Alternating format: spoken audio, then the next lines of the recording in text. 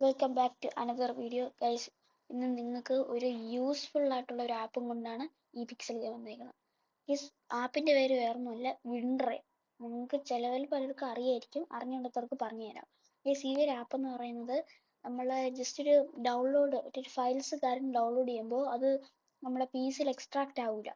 Extract ആകാത്ത files ഏത് ഫയലായാലും അത് എക്സ്ട്രാക്ട് ചെയ്യുന്ന ഒരു സോഫ്റ്റ്വെയർ ആണ് വിൻഡ്രേ. വിൻഡ്രേ നിങ്ങൾക്ക് എങ്ങനെ പി സിയിൽ സെറ്റാക്കി തരാം.